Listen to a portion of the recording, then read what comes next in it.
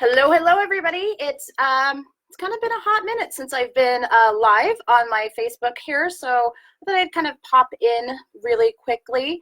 I've been thinking about anxiety a lot. I think a lot of people struggle with anxiety. Parents, I've had conversations about with parents lately. What do I do? I had the honor and privilege of talking to some young women about mental health, some teen girls.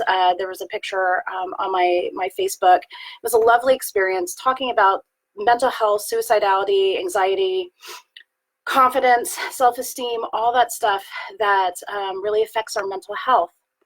And it really got me thinking. One of the questions from the parents is, what do I do, right? Having a panic attack. What do I do? What do I do with my child having a panic attack? So I thought I'd jump on here really quickly and just cover some high notes here from somebody who's done it right and wrong, right? You learn your best practices as you make mistakes, and there'll when anxiety pops up and you've had no experience with it, it's hard to really know what it is and understand how it's affecting yourself or your child. I'm using my children as examples, so I'm putting on my parenting hat, my unnormal parenting hat. And, if we were not familiar with what's going on, it's really new ground and new territory to explore. And especially if we take these legacy parenting styles and then try to frame our approach that way, oftentimes it backfires. And then parents are left wondering, well, nothing's working, right? And they start to get really exhausted and exacerbated and all the non-fun stuff. So I kind of wanted to just quickly come in here, and I've taken some notes. I want to make sure that I cover some of the high points that I've been thinking about in my brain. First of all, what is flight, fright, and freeze, right? We hear this flight, fright, freeze concept all the time. I've talked about it on the podcast. I've had therapists talk about it on the podcast.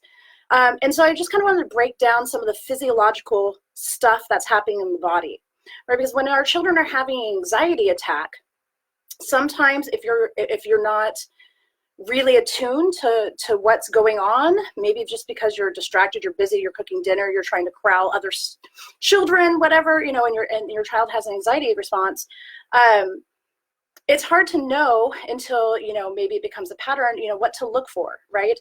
And sometimes people think that mental health isn't real because there's nothing to see, right? It's not, you haven't broken a bone, you're not bleeding.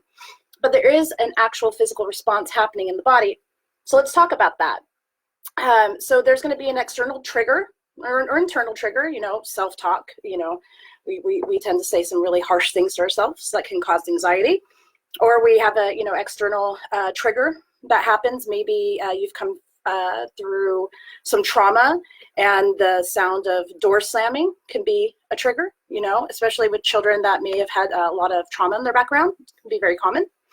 So what happens in the brain is that we have this trigger, it hits us, and our amygdala goes online. Our amygdala is our caveman brain, our back here brain, that helped us survive, from being eaten by woolly mammoths back in the day, right? And so when this goes online, our frontal lobe shuts down. So our frontal lobe, our executive reasoning, our more advanced brain, our rational brain, right? So one goes offline, the other goes online. And when the amygdala goes online, it starts sending some signals to the sympathetic nervous system. Well, why is that? Why is that important? Well, when those signals get sent, it's going to flood your body with stress hormones. Your body says, I see a threat, there's a problem, so now I need to get the body ready to flight, fight, or freeze. So the adrenal glands get tapped into, says, hey, let's put out some adrenaline and some noradrenaline and some cortisol and some other stuff, and we're going to get the body pumped and ready for this threat that we see, right? We're having this anxiety response.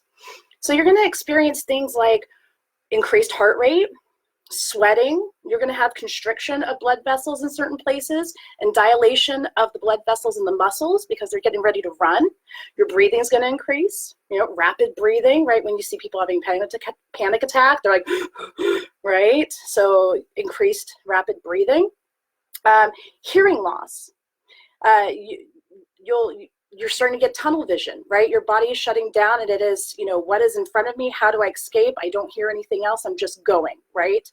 That can be a problem too. If you're a parent and you're trying to get your child's attention and you're screaming at them when they're having a panic attack and they don't hear you and you don't believe them, right? That can be that there's a mismatch and attunement there.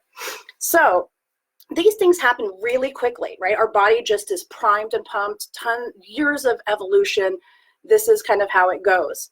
So it happens quickly and it happens automatically, right?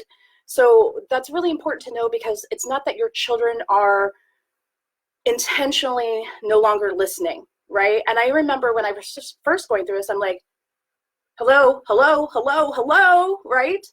And a lot of people can find that to be like disrespectful behavior or rude behavior. But really, that can be part of the anxiety response. The hearing starts to shut down. Their body's going into primal mode, right? Survival mode. So this happens automatically, happens very quickly. Bam, bam, bam, bam, bam. So this is what's happening in the body. And now there's going to be a response, some kind of what we would think of as, seeing the behavior of that. So, we say flight, fight, or freeze. And I think, people can have kind of responses and kind of, and display these common behaviors in all three of these categories sometimes. It's not a one-stop shop.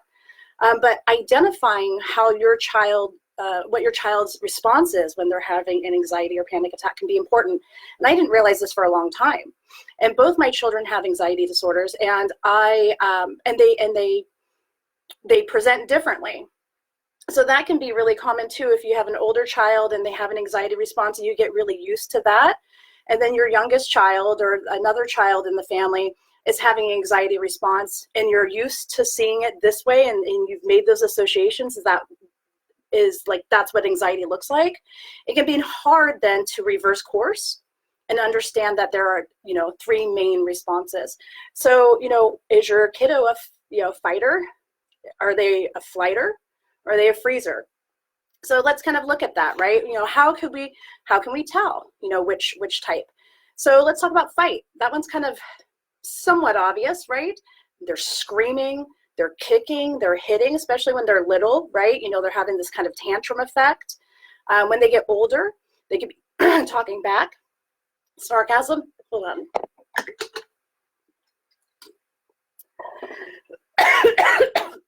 I get kerplumped. Hold that thought. I'll be right back.